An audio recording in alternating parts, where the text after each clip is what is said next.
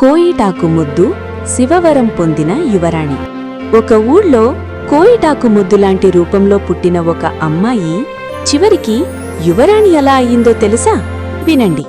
ఒక ఊళ్ళో ఒక భర్త భార్య ఉండేవారు. వాళ్లకు ఎన్నేళ్లైనా సంతానం కలగలేదు. పిల్లలు లేకపోవడం వల్ల ఇద్దరూ చాలా బాధపడేవారు.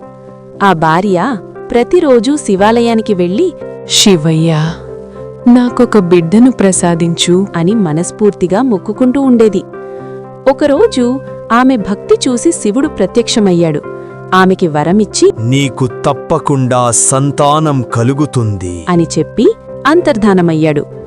ఆ వరం ఫలించి 9 నెలల తర్వాత ఆమెకి ఒక బిడ్డ పుట్టింది. కాని అది సాధారణ బిడ్డలా కాకుండా కోయిటాకు ముద్దు రూపంలో పుట్టింది. ఆ తల్లి మొదట ఆశ్చర్యపోయింది, కొంచెం బాధ కూడా పడింది. కాని ఇది శివుడిచ్చిన వరం అని భావించి ఆ కోయిటాకు ముద్దుని తన బిడ్డలా ప్రేమగా పెంచుకుంటూ ఉండేది. అలా కొద్ది రోజులు గడిచాక ఆ ఇంట్లో పెద్ద దురదృష్టం జరిగింది. ఆ బిడ్డ నాన్న ఒక్కసారిగా చనిపోయాడు. ఆ తల్లి ఒంటరిగా మిగిలిపోయింది. ఇక జీవించడానికి పని చేయాల్సి వచ్చింది.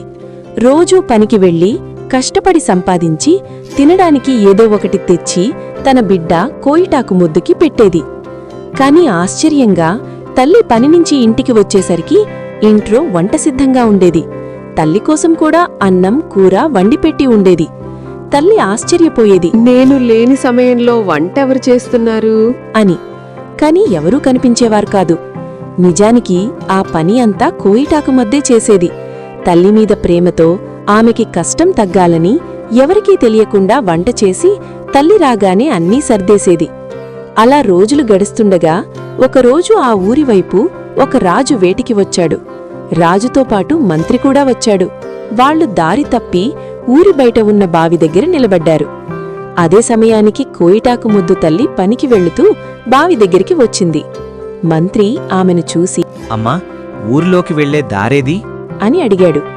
ఆ తల్లి, మీరు ఈ ఊరికి ఏ పని మీదొచ్చారు నాయనా? మా రాజుగారికి పెళ్లి చేసేందుకు మంచి అమ్మాయిని చూడడానికి వచ్చాం అని చెప్పాడు. అప్పుడా తల్లి ఒక్కసారిగా ఆలోచించి, అలా అయితే నా ఇంట్లో అమ్మాయి ఉంది, నేనిస్తాను అని చెప్పింది. మంత్రి రాజు ఇద్దరూ ఆ తల్లి ఇంటికి వచ్చారు.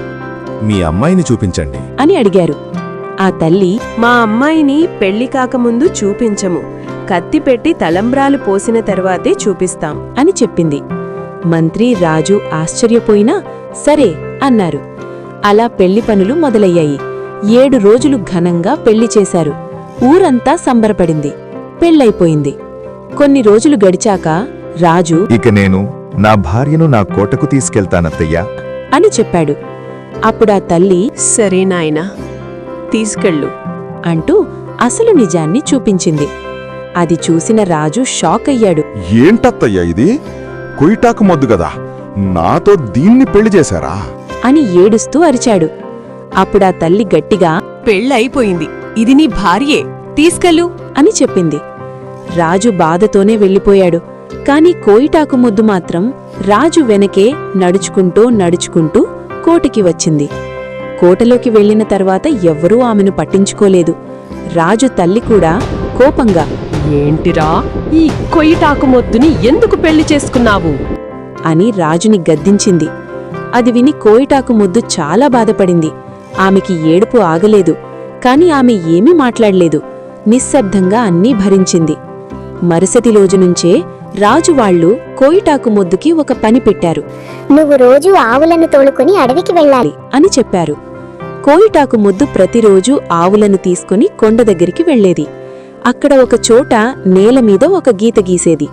ఆ గీతలోకి అన్ని ఆవులను తోలేది. ఆవులు చుట్టుపక్కల గడ్డి తిని మళ్లీ ఆ గీతలోకి వచ్చి పడుకునేవి. ఆ గీత దాటకుండా ఉండేవి. అలా రోజూ జరుగుతూనే ఉండేది.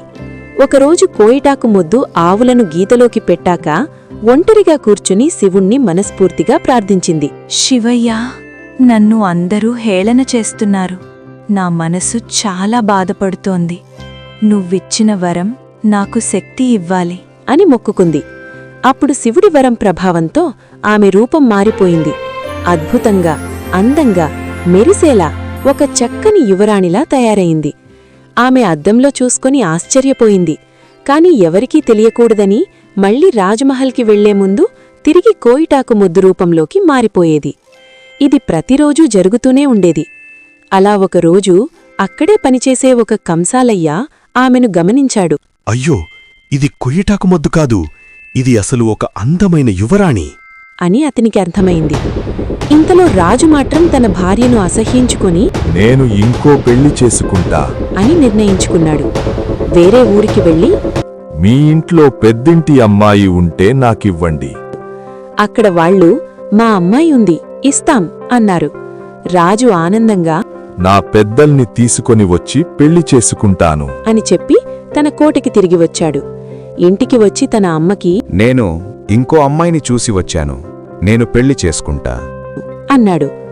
ఈ మాటలు కోయిటాకు ముద్దు విన్నది. ఆమె గుండె పగిలిపోయింది. కాని ఆమె కన్నీళ్లను లోపలే దాచుకుంది.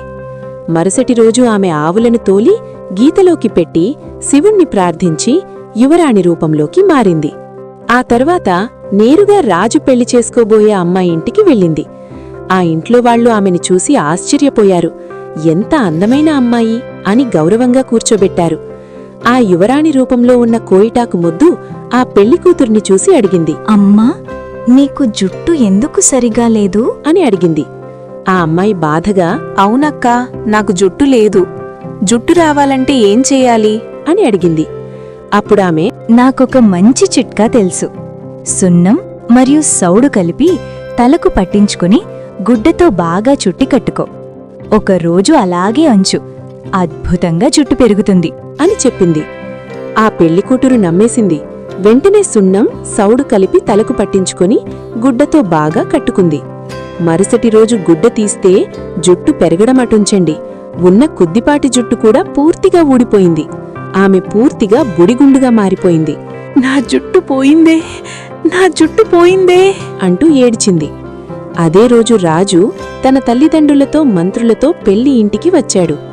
అక్కడ ఆ బుడిగుండు అమ్మాయిని చూసి రాజు షాక్ అయ్యాడు. వెంటనే వెనక్కి తగ్గి అదేమో కొయిటాకు మొద్దు, ఇదేమో బోడిగుండు.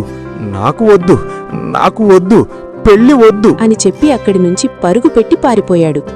అందరూ అవాక్కయ్యారు. రాజు వాళ్ళు పెళ్లి జరగకుండా తిరిగి కోటకి వచ్చేశారు.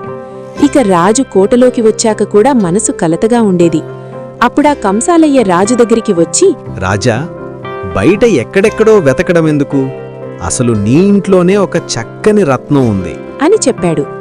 రాజు ఆశ్చర్యపోయి నా ఇంట్లోనా? నా ఇంట్లో కొయిటాకు ముద్దు తప్ప ఇంకేముంది అన్నాడు. కంసాలయ్య నవ్వి రేపు నాతో రా రాజా, నీకే అర్థమవుతుంది అని చెప్పి వెళ్ళిపోయాడు. మరుసటి రోజు ఉదయం రాజు కంసాలయ్య వెనకే వెళ్లాడు.